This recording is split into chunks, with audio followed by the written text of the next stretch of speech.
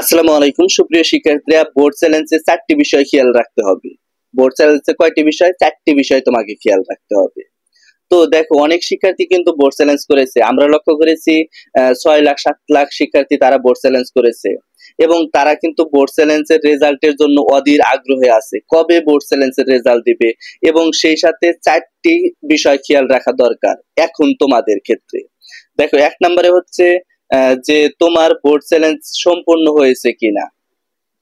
এখন তুমি board challenge করেছো, তুমি যখন বোর্ড চ্যালেঞ্জ করেছো এটা কিন্তু তুমি নিশ্চিত ভাবে বলতে পারবা যে তোমাদের বোর্ড চ্যালেঞ্জে আসলেই সঠিকভাবে তারা সম্পূর্ণ করেছে কিনা, যার মাধ্যমে বোর্ড চ্যালেঞ্জ করেছো সে সঠিকভাবে দিয়েছে কিনা। এটা অবশ্যই তোমার এসএমএসটা চেক করবা যে সেখানে কি লেখা আছে।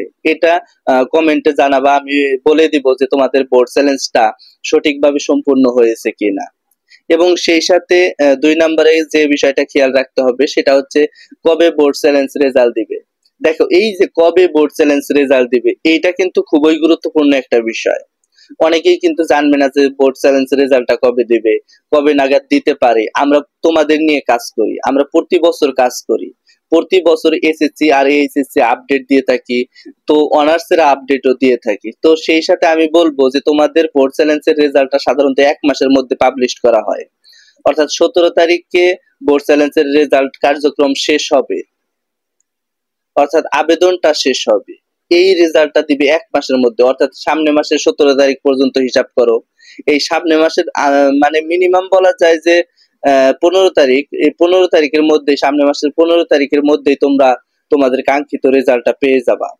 তো 3 নাম্বার যে বিষয়টা খেয়াল রাখতে হবে সেটা হচ্ছে রেজাল্টের দিন SMS plus online result check. তোমরা যে ফোন নাম্বার দিয়ে এসএমএস করেছো বা আবেদন করেছো, অবশ্যই একটা ফোন নাম্বার দিছো, এই ফোন নাম্বারে একটা এসএমএস আসতে পারে তোমাদের রেজাল্ট পরিবর্তন হলো কিনা।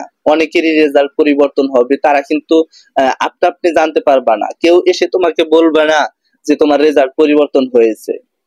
এটা দেখো, বোর্ড কর্তৃপক্ষ কিন্তু অনেক সময় বলে না। তুমি যে নাম্বার দিয়েছো, অর্থাৎ যখন আবেদন করেছো একটা নাম্বার দিয়েছো, পরে তোমার নাম্বারটা ওখানে কিন্তু কনফার্মেশন একটা এসএমএস আসছে, ওখানে স্পষ্টভাবে লেখা আছে যে তোমার বোর্ড চ্যালেঞ্জ আবেদন সম্পূর্ণ হয়েছে। এই ফোন নাম্বারেই একটা ফিরতি এসএমএস আসবে কবে, যেদিন বোর্ড চ্যালেঞ্জ রেজাল্ট পাবলিশড হবে। অর্থাৎ তুমি একটা এসএমএস পাবা যে তুমি তোমার রেজাল্টটা পরিবর্তন হয়েছে। রেজাল্ট পরিবর্তন না হলে কিন্তু তারা জানাবে না। আর যাদের ফেল থেকে পাস আসছে তাদেরও কিন্তু অবশ্যই জানাবে। অনেকেই 79 পাইছে, তাদের 80 পাইবে, এটাও কিন্তু জানাবে, এটা সমস্যা নাই। তো যেদিন রেজাল্ট দিবে অবশ্যই অ্যালার্ট থাকবা যে এসএমএস এ তোমাদের রেজাল্ট পরিবর্তন আসছে কিনা, সেই এসএমএস টা দেখবা। আর যদি এসএমএস এ না পাও, অনেক ক্ষেত্রে কিন্তু এসএমএস দেয় না, এসএমএস যে দিবে এমনটা নয়, অনেক ক্ষেত্রে দিবে না। সেক্ষেত্রে অবশ্যই তোমাকে অনলাইনে রেজাল্ট চেক করতে হবে। অনলাইনে তোমরা ফুল প্রসেসটা আনতে পারবা, ফুল রেজাল্টটা, তোমার শিক্ষা বোর্ডের ফুল রেজাল্টটা দেখতে পারবা। অনেক শিক্ষার্থী আছে কি তারা রেজাল্ট দেখতে পারে না, তাদের রেজাল্ট পরিবর্তন হয়েছে কিনা তারা জানতে পারে না। অবশ্যই তোমরা তোমাদের রেজাল্ট পাওয়ার জন্য তোমাদের যে ইয়াটা আছে, অর্থাৎ রোল নাম্বার, রেজিস্ট্রেশন নাম্বার কমেন্টে দিয়ে রাখবা। কমেন্টে যখনই দিবা আমরা তখনই রেজাল্ট চেক করে দেব যে তোমাদের রেজাল্টটা পরিবর্তন হয়েছে কিনা। আর 4 নাম্বার যে বিষয়টা খেয়াল রাখতে হবে সেটা হচ্ছে রেজাল্ট পরিবর্তন হলে কলেজ ভর্তি আবেদন করা যাবে। অর্থাৎ অনেকেই কিন্তু, অনেক শিক্ষার্থীরা ভাবতেছো আমি কলেজে ভর্তি হতে পারবো না, আমি ফেল করছি, এমনটা ভেবো না। যারা কলেজ ভর্তি হবে, অর্থাৎ কলেজ ভর্তি কার্যক্রমটা তোমাদের বোর্ড চ্যালেঞ্জের রেজাল্টের আগেই কিন্তু এক ধাপ হয়ে যাবে। এই এক ধাপ কারা আবেদন করতে পারবে? যারা পাশ করেছে, যারা বোর্ড চ্যালেঞ্জের নাম্বার পরিবর্তনের জন্য আবেদন করেছে তারাও কিন্তু, মানে অনেক শিক্ষার্থী আছে যারা ফেল করে নাই কিন্তু বোর্ড চ্যালেঞ্জের আবেদন করেছে নাম্বার পরিবর্তনের জন্য, তারা কিন্তু এই প্রথম পর্যায়ে আবেদন করতে পারবে। যারা ফেল করেছে তারা শুধু প্রথম পর্যায়ে আবেদন করতে পারবে না, আর যারা পাশ করেছে তারা আবেদন করবে। যদি পরবর্তীতে রেজাল্ট পরিবর্তন হয় আপনা আপনি তার মার্কশিটে দেখায় দিবে, কোনো ঝামেলা হবে না। তাই বোর্ড চ্যালেঞ্জে এই 4টা বিষয় খুবই গুরুত্বপূর্ণ তোমাদের জন্য।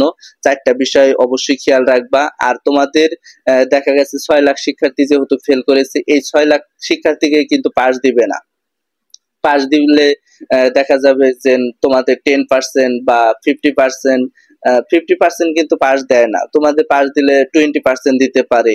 এটা সম্পূর্ণ বোর্ড কর্তৃপক্ষের উপর ডিপেন্ড করবে। তবে তোমাদের জন্য একটা বড় সুখবর, যে 2025 সালে যারা বোর্ড চ্যালেঞ্জ করেছে তাদের বেশিরভাগ শিক্ষার্থী পাস করার সম্ভাবনা রয়েছে, যেহেতু গ্রেস মার্ক দেয় নাই বা রেজাল্ট পরিবর্তন হওয়ার সর্বোচ্চ সম্ভাবনা। তারা চিন্তা ভাবনা করবে যে গ্রেস মার্ক দেওয়া যায় কিনা, গ্রেস মার্ক দিলে হয়তোবা সে ভালো করবে, এটা কিন্তু অবশ্যই চিন্তা ভাবনা করবে। তো এই ছিল আজকের ভিডিওটা। সামনে কোন আপডেট চাও অবশ্যই কমেন্ট বক্সে জানাবা। ধন্যবাদ।